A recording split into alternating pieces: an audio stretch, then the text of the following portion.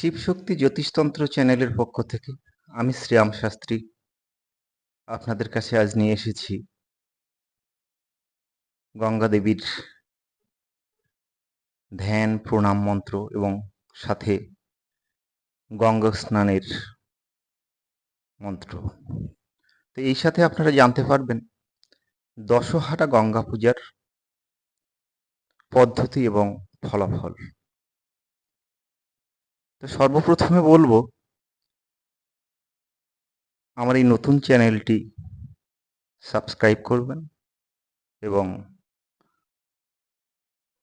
Like share comment করে সবার কাছে পৌঁছে দেবেন।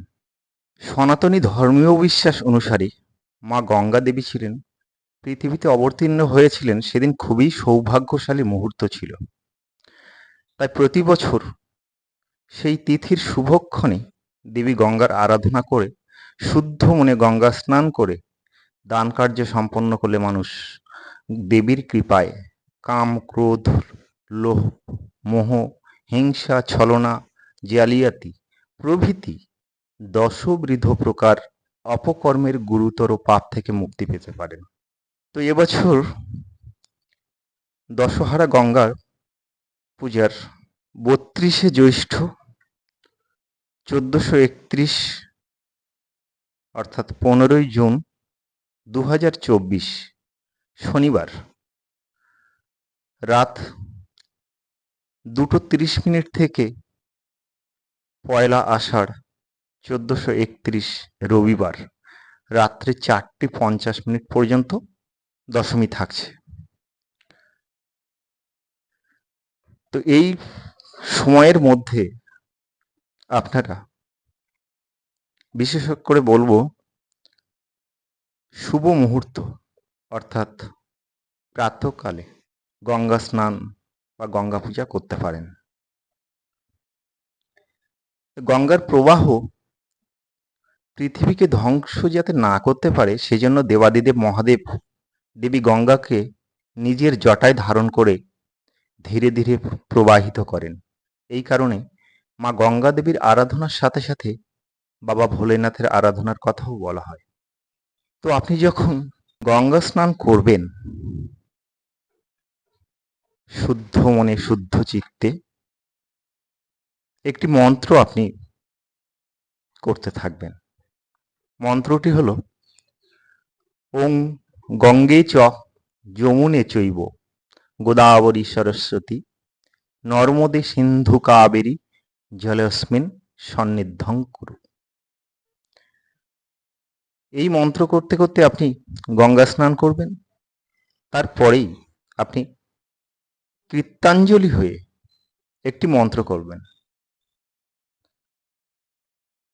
মন্ত্রটি হলো ওং কুরুক্ষেত্রে গয়ো গঙ্গা প্রভাস পুষ্করিণী চ তীর্থানেতানি পূর্ণানি স্নানকালে ভবন্তি হ।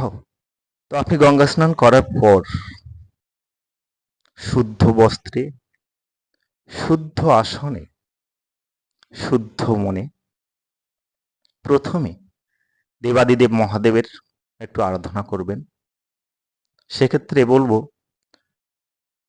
সাদা অথবা নীল ফুল এবং বেলপাতা দিয়ে শিবের পঞ্চাক্ষরা মন্ত্র অর্থাৎ ওং নমঃ শিবায় মন্ত্রটি জপ করে নেবেন। তারপরে আপনি মা গঙ্গার পূজা শুরু করবেন। হিন্দু শাস্ত্র মতে বলা হয়েছে এই দশহারা গঙ্গা পূজার দিন গঙ্গা স্নান করে 10টি মাটির প্রদীপ জ্বালিয়ে 10 প্রকার ফল ও 10 প্রকার ফুল দিয়ে মাতা গঙ্গা দেবীকে পূজা করবেন। পূজা শেষে ভক্তগণের মধ্যে ফল বিতরণ করবেন। এই ফলদানে দেবী আপনার কর্মের কুফল হরণ করে নির্বাণ লাভের মহাফল প্রদান করেন। তো আপনি যখন গঙ্গা পূজা করবেন তখন আপনি অন্যান্য কর্মের সঙ্গে একটি মন্ত্র জপ করবেন। তো মন্ত্র আমি বলেও দিচ্ছি এবং আপনি আমাদের ভিডিওতে দেখতেও পাবেন, লিখে দেওয়া আছে। ওং সদ্য পাতক সংহোত্রী সদ্য দুঃখ বিনাশিনী সুখদে মোক্ষদে গঙ্গে গঙ্গৈব পরমাঙ্গতি। আপনি অন্তত হলে 108 বার মন্ত্রটি জপ করুন। জপ করে মায়ের কাছে আপনার মনস্কামনা করুন। এই গঙ্গা পূজার ফলে আপনার পাপ দেবী হরণ করে নেবেন এবং আপনার মোক্ষ লাভ হবে। যদি মনে করেন আপনি গঙ্গা স্নান করতে পারছেন না,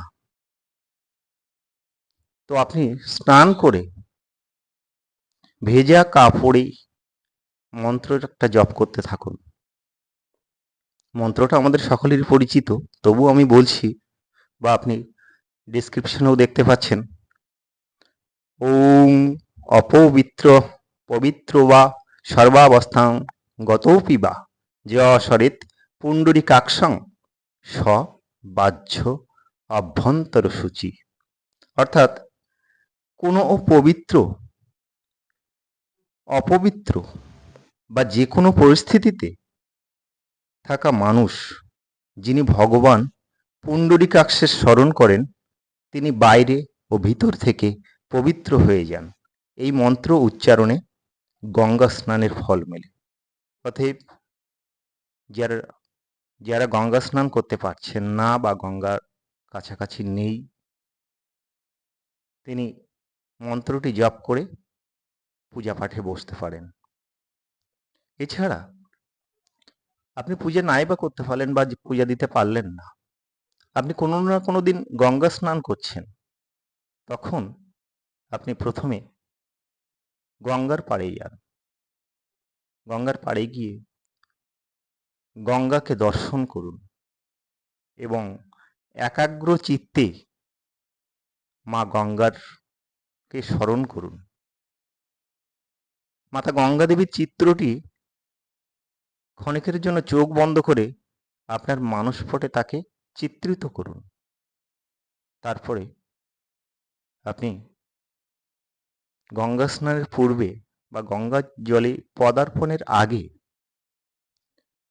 গঙ্গা জল মাথায় নিয়ে তারপরে জলে নেমে আপনি স্নান করুন এবং স্নান করার সময় যে স্নান মন্ত্র বললাম সেটি করে আপনি কৃত্যাঞ্জলি করতে পারেন এবং স্নান করার পরে আপনি ভিক্ষুককে দান করুন। এতে আপনার পূর্ণ ফল লাভ হবে। নমস্কার।